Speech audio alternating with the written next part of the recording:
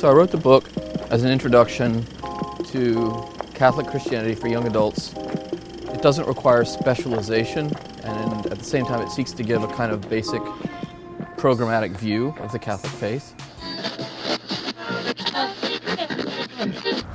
Why did you choose young adults as a target audience? Well, I think there's just a need for fundamental education regarding Catholic theology or Catholic thought. I mean, on the one hand, you have a highly educated society.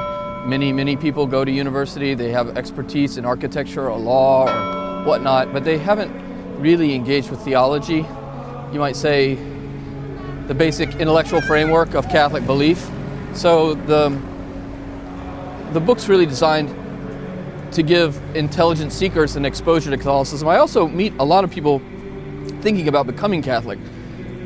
Many times they're Protestant, evangelical Protestant, for example, or they might just be from a agnostic or atheist background, but they've come to a kind of new interest in religion. Maybe they're lapsed Catholic and they're trying to understand it for the first time in a serious way. It seems to me that a lot of young people today are, if they're interested in Christianity, still concerned about the reasonableness of Christianity from the point of view of its compatibility with modern science or biblical truth. Is there really truth in what the Bible says, the New Testament says about the historical Jesus? Is there unity between what we can know about the historical Jesus through modern historical study and what the New Testament teaches and the Catholic Church's doctrine? Are the Catholic Church's moral teachings arbitrary? Are they fair or unfair? Are they reasonable? So in a way, the book is kind of a dialogue with people who are in various ways interested in the kind of reasonableness of the faith. They tell me that the original Gospel Oak was over there, and it would have marked the boundary of the old Anglican parish, and that John Wesley preached there, which is what made it famous. So why should we think that religious faith is reasonable? So, Augustine argues that, in principle, believing God, trusting God and trusting in God and what God says is entirely warranted, it's entirely reasonable if God has truly revealed himself. And then the Catholic Church teaches traditionally that God's also given us signs of credibility, so-called rational evidences that there's something going on in the Catholic religion that shows us that it's not unreasonable to be open to divine revelation in the Catholic Church because of things like the historical miracles of Christ and the apostles and of the saints, the longevity of the Church, the unity of her doctrine, the beauty of her moral teaching, the holiness of the saints. These things don't prove that the revelation is true, but they do show that there could be a reason to entertain Catholicism seriously. But the point is that there's a kind of natural warrant to reasonable trust, reasonable faith in another. It's somewhere between the extremes of skepticism on the one side and extreme credulity on the other side. It's kind of rational faith. And then Augustine sort of says, well, what if the person teaching you were in fact God? It would be reasonable to believe in God when God teaches you by special revelation.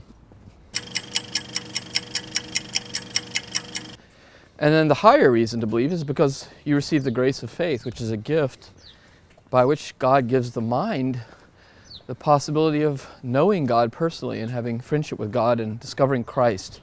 So it's reasonable, it's warranted to embrace the grace of faith. So that's sort of the theme of the first chapter in the book, is the search for meaning, the search for the truth about God, and the reasonableness of being open to the grace of faith. Do you think the Church has neglected the importance of intellectual formation in recent years? Well, traditionally the Church places a great emphasis on the centrality of knowledge, understanding, study, and doctrine. And I think before the Second Vatican Council, at times there was a culture of rote memorization, and the reaction after the council was sometimes to move towards experience, the language of the heart, but sometimes that degenerated into what we could call emotivism, just sheer emotional ways of thinking about the faith. So I think over time, what's become clear is that we do need to return to a strong emphasis on the knowledge of the church's doctrine and teaching. But the truth is, a real understanding of Catholic doctrine is a way of looking at the concrete reality of the mystery of Christ. I mean, if you have a personal relationship with Christ, if you know Him, the risen Lord, as a real person, then you also need to think about who and what He is as God and man. And if you have a real relationship with the Father, you need to think reasonably about who the Father is.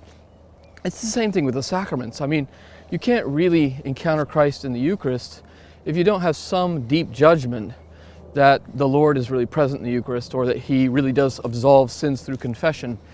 So fundamental doctrine is about the most concrete things in our spiritual life. And to the extent that we either have forgotten it, or it's been obscured, or we are afraid to communicate it, or inhibited to talk about it, what's happening is, in fact, we're undermining the deep communication of the faith and the culture of faith. The Church can only love what she knows. So if the human mind isn't formed to know the truth about God and to know the truth about the Catholic faith, then human beings can't really love God and love the Church. And so real doctrinal formation of the mind that's pro-intellectual is essential for the heart, so that we can really learn to love God and be principled, firm in our resolutions of faith and in our resolutions of love, in our hope.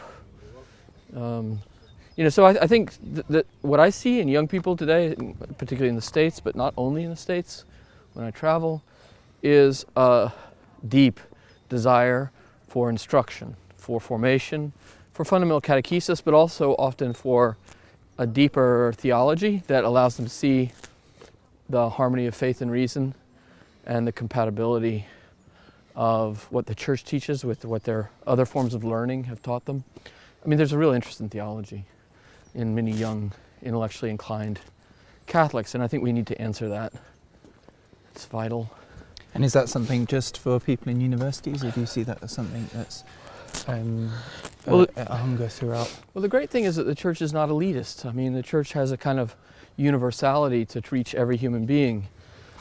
I think people at every social stop, from all different backgrounds, from all walks of life, and yes, from all degrees of educational level, can find solace and consolation in the true teachings of the Catholic Church.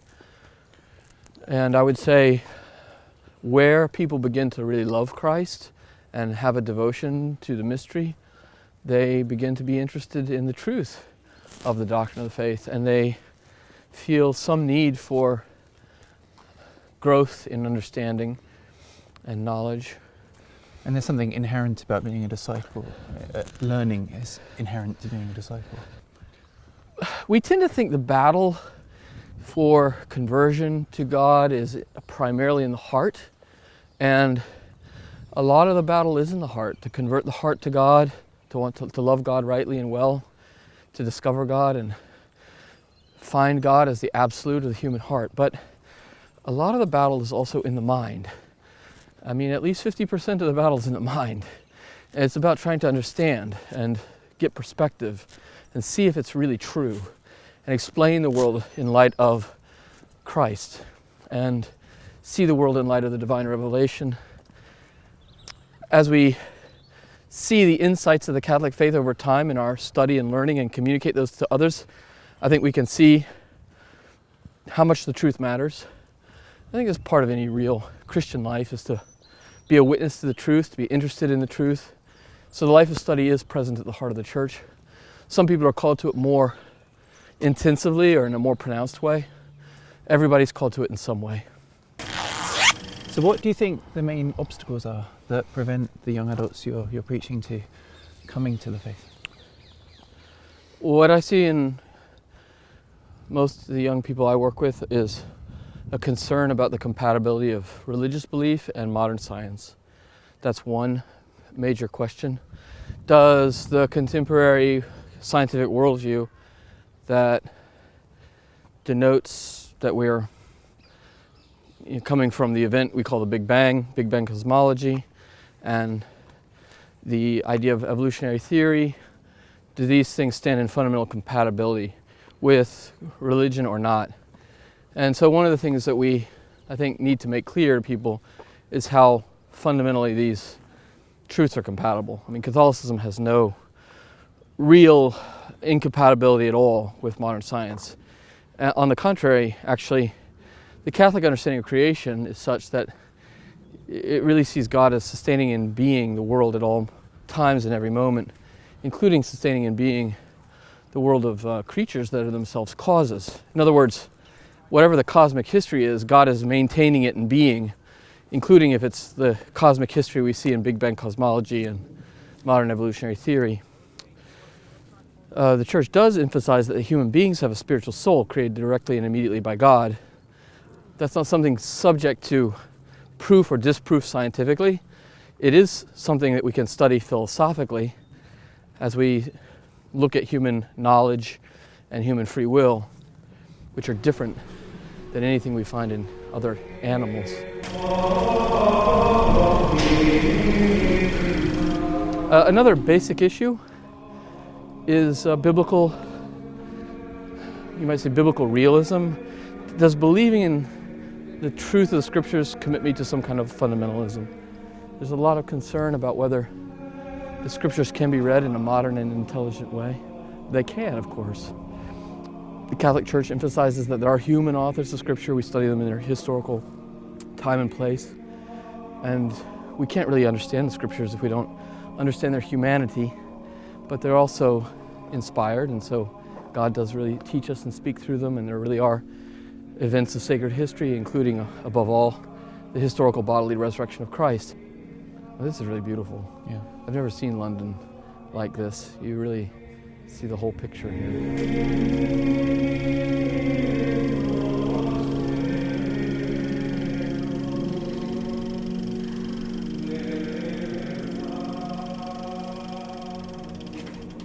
So you're in London to launch the Thomistic Institute. Can you tell us about the mission of that institute? Well, the Thomistic Institute is a work of the Dominican order based out of Washington, D.C.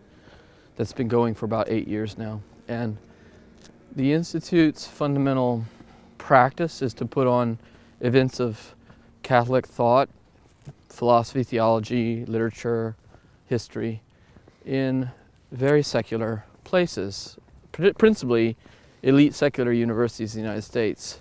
So we have intellectual events on secular campuses based out of student groups called Thomistic Institute chapters, run by students, where they invite in speakers. So we also have young adult groups in New York, Washington, D.C., Los Angeles, and now we're starting to do work, we hope, in collaboration with the English province here in London to bring kind of Catholic theological programming to the city. And how do these secular institutes receive your work? Well, you know, actually, strangely, it's never been controversial. I think that Catholicism is now seen as almost like a boutique interest. It's kind of like having a Muslim friend or a friend who does yoga. Catholicism is a kind of almost strange thing in a lot of secular culture now. So it's not threatening. It's more of a curiosity. But what we're finding is that there's actually quite an interest among students in the Catholic faith intellectually. And so when you put on a kind of sophisticated presentation of talks or symposia, things like that, on these topics, they flock to it because they can really begin to receive some intellectual nourishment to think about religion in a disciplined and deeper way. So we've had a really very powerful response, positive response, in the most secular campuses in America. There's a lot of interest in the question of the philosophical belief in the existence of God. Is it really realistic, and is it rationally warranted to believe in the existence of God? You know, straight up, old-fashioned, demanding argumentation about whether God exists. There's a lot of interest in topics about moral objectivity. This is partly because of the ambient kind of political correctness and the fear of being judgmental. Can I make any objective moral truth claims? Can I make any moral judgments? If so, how do I do that? Does that mean I necessarily judge other people? How are objective moral truth claims related to human freedom? Are they an imposition on human freedom, or do they liberate our human freedom? So those kinds of questions get a lot of traction. So you sort of see a little bit that you get a feel for where the spiritual tensions or questions are on university campuses today. Why did you go for elite educational institutions? Well, we started there in part because it's symbolic. These are places that it's typically thought that Catholics might not be welcome because they're highly influential secular institutions that are forming the leadership elite for the future governance or maintenance of secular society. And what we wanted to show was that, well, Christian and Catholic ideas and religious ideas more generally have a place in society. I mean, we're not, second-class citizens in a cosmopolitan culture. Actually, nobody's really a first-class citizen. If you go into a contemporary secular university and you say, who's in charge here intellectually? You don't actually find someone who can unambiguously claim responsibility. There are a lot of different worldviews on offer, and in some ways the modern university is like a supermarket. There's 12 aisles. You can pick out any kind of different ideology you want, or they're all kind of equal. It's kind of a consumer opportunity situation. So why not present a robust, confident, and profound vision of Catholicism as a form of intellectual evangelization and dialogue? And what we found is that there actually are a lot of good partners, both Christian professors and non-Christian professors, who are interested in the conversation, don't feel threatened by it, are very welcoming of it.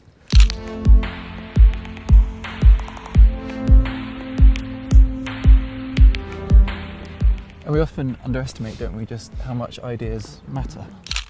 It's tremendously naive to think ideas don't impact culture. I mean, over time, they trickle down into the deep fabric of culture. And so the going economic or moral philosophy, or you might say the metaphysical view of things, like, are human beings just material creatures? Are there any purposes to human existence beyond this physical world? This stuff trickles down, and people in the broader culture become deeply influenced by it. And how that happens is itself a complex story about media and about how things come to us in all kinds of educational formats, including secondary school and so forth. But the point is, yeah, ideas have consequences, big consequences. I mean, you can't look at something like Marxist communism and think that that wasn't an idea that had a consequence in our recent history. Or the Quran and Islam, that's a religious idea of huge consequence. One of the concerns that people have with the idea of objective truth is that it might cause division between people, and particularly be problematic for those who are vulnerable or weak in society. What would you say to that? Well, I think there's two things that come to mind immediately. One is that the truth is only rightly communicated when it's communicated between persons with human hearts. And it's true that truth can be used as a weapon. You can use the truth as a weapon in your human relationships to wound the other person. You can say a truth that's true but not helpful, or that's said in such a way as it's condemnatory. But the real way that truth should be communicated is between trusting people, or people who mean well toward each other and want the good of one another. And when the truth is communicated in charity, in love, then it's liberating. It's at least personal. So, I mean, as a priest, I think one of the most important roles we have is to teach people that objective moral teachings, for example, aren't there to judge us, condemn us, stand over us, and destroy us. They're there, in fact, to point the way toward our own right use of freedom and our moral liberation, but also to teach us to trust in divine mercy in the face of our own limitations. The Catholic Church teaches that there's like a way of living that's wise, that leads you towards greater freedom and happiness and peace and serenity. And that requires discipline of life. You know, like marital fidelity is a discipline of life. It's hard for a lot of people. It's understandably hard. But it's also a way that people can sort of stay in communion with God and one another, with their children, with their spouses, and over the long run acquire a kind of deeper spiritual serenity and surrender through the discipline of fidelity, right? So that's just an example. But I mean, in some ways, all the Catholic Church's teachings, all her moral teachings, are about kind of trying to find that happiness of staying in communion with God and other persons, are deepening that communion in charity. How is it that a tradition that is 2,000 years old can still be a reliable guide to happiness, given how much the world has changed? I'd turn the question around and say, how could you find a stable and reliable guide to happiness in something that's not 2,000 years old? Mm-hmm. It's a proven tradition. It's created saints, and it's created holiness of ordinary life for billions of people over 2,000 years, and it's got enduring, lasting power to inform us with moral wisdom. In the Catholic Church, you might say that in the Catholic Church they've seen it all, and they've found over time ways to think about how we ought to live, informed by the example of Christ and the saints and the best principles of moral wisdom.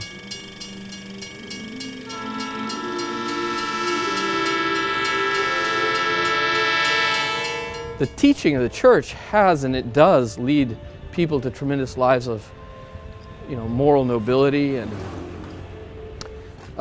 it's orienting. It's orienting to young people. When I meet young people today, they're not really looking for more freedoms. I mean, there are people who are still worried about, being oppressed and trying to find liberation, but typically what you find is the opposite. They have all the freedoms they want. What they really want to do is figure out what to do with their freedom and how to be happy in a world that encourages often just compulsive pleasure and ambition. And they're looking for a better and higher use of their freedom.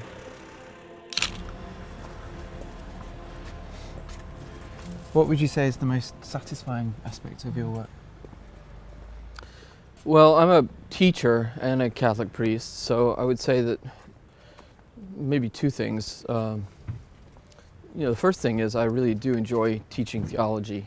I teach people who are avidly interested in understanding Aquinas or understanding Catholic theology more deeply, and that engagement with Catholic thought and communicating Catholic thought is a real joy.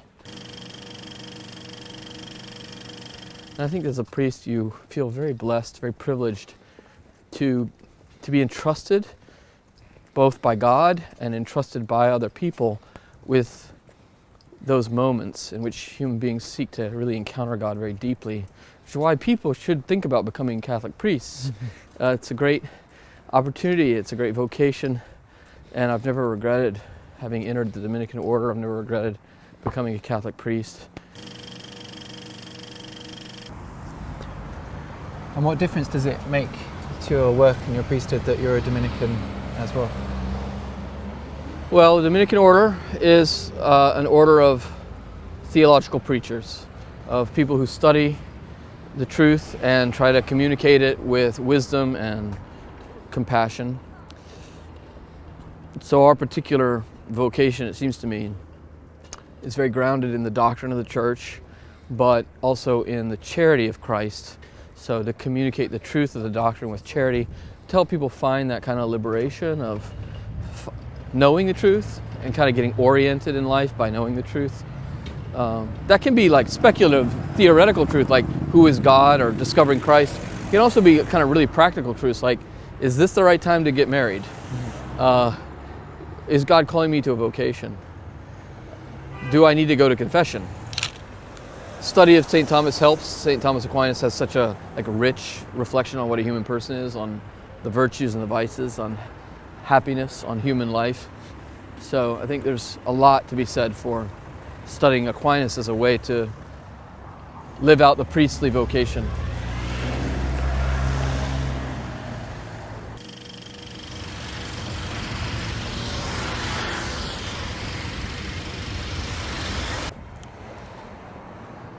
I think that there's a lot of vitality in the local Catholic Church in London because of the international character of the city. And I would hope the Institute could be a modest resource for helping people from many, many places in the world come into a deeper contact with the intellectual tradition of the Catholic Church and have gain a deeper grasp of the truths of Catholic theology and philosophy. I hope that's not an immodest hope, but anyway, that's sort of how I would see it. So Father Nicholas, tell me something about St. Dominic's Church and its history and its ministry here in London. This is actually it's a very exciting moment for us because we've recently been made the Rosary Shrine for Westminster Diocese, and you can see that the church is enormous, and I think it was always intended to be a shrine, or at least a great centre of devotion, because it's got 14 side chapels, which you can see on this side. There they all are, and each one is dedicated to a mystery of the Rosary. So it's a huge church that's meant to be walked around, it's meant to be processed around, and it's meant to be prayed in.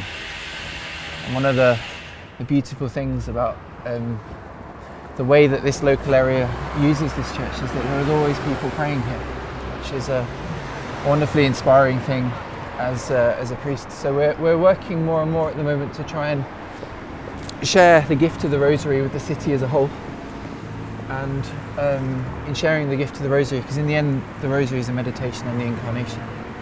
What is the connection between the Dominican order and the Holy Rosary?